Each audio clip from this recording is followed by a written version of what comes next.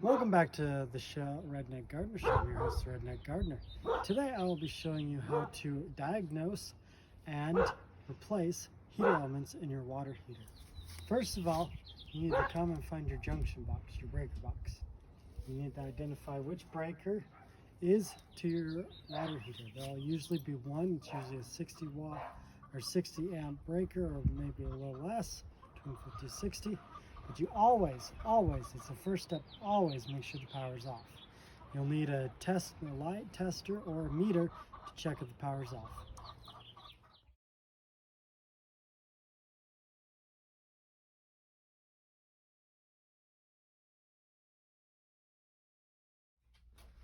All right, so we just checked the voltage across this. It's completely shut off. You got to make sure you turn off the breaker first. Now we're going to hook up to the spigot. This is the drain spigot. We just shut off you always have to make sure you shut off the cold water or you'll just be cycling it through. And so now we know that there's no electrical power to this. We're going to flip this on to start draining it. There's our hose hooked up into the outlet. It's really dark in here.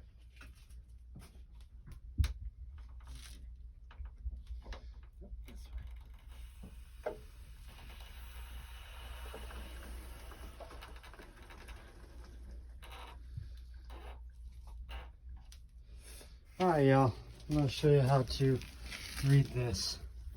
So when you're changing out elements, which is this, you'll want to look for this number, upper watts, lower watts, or total watts. That should give you the wattage to get you the correct type of element you need. This is only a 40-gallon tank at 240 volts, or 120 and 120 across on both sides, for all you nerds who like it.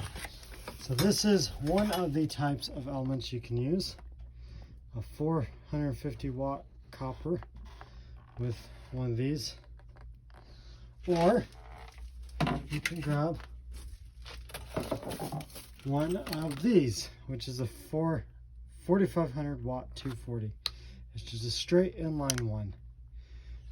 Most of your water heaters, in my experience, will have one of these. You can use both if you feel like it. So basically the way to tell if your element is out, you take one of these handy dandy meters, you place it on your ohms, which is right there, that little fancy symbol right there. You're going to place a lead right there, if I can get it, and may need a second hand here. Okay, let's struggling here today. Okay, like that. See how it reads 1.402? That's not good. That means it's dead.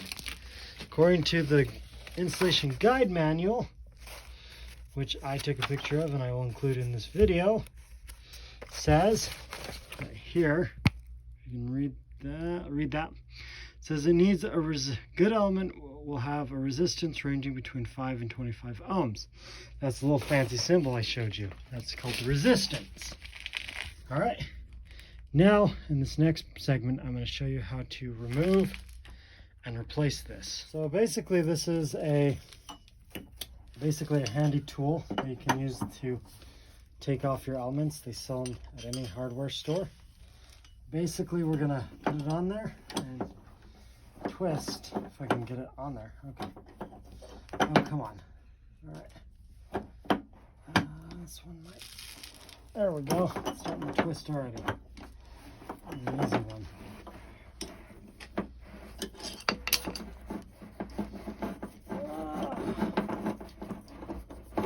We have a little bit of leakage.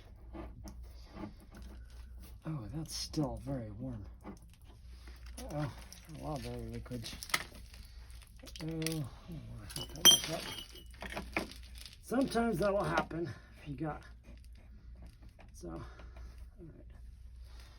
Oh no, that's not gonna work. Huh. That's gonna work connected a little bit better.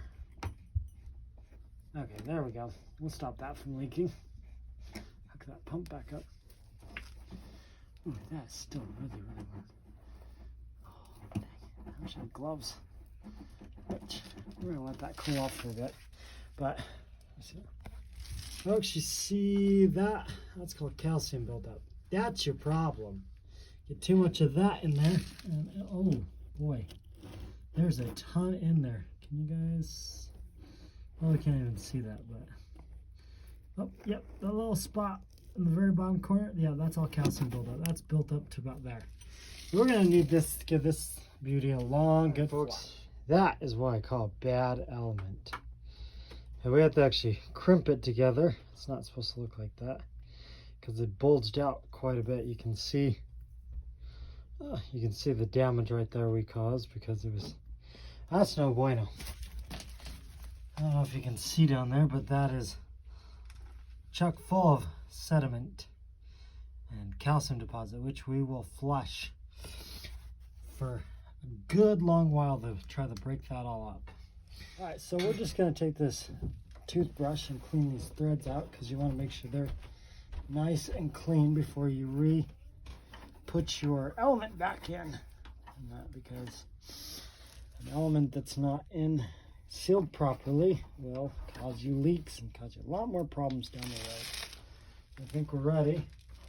And make sure we use this 4500 watt 240 volt element. I can get this open.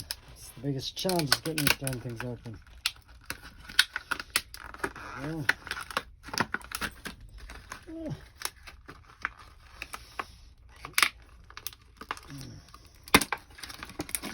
There we go. Alright. So basically it should insert there. Going just like that. And then you should be able to hand twist it from there. If we can get it. You don't want to cross thread it. That's the one thing you do not want to do. If you cross thread it, then you're kind of SOL.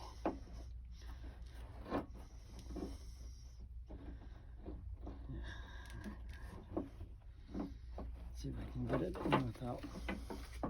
It's a pain because it's really, really heavy. There we go. There we go. Alright, where'd our handy dandy tool go? I love the handy dandy tool. Oh, go from there.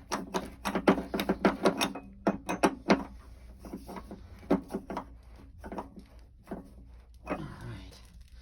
We will now get it inserted. And then okay. We're gonna turn the water back on. See how it does.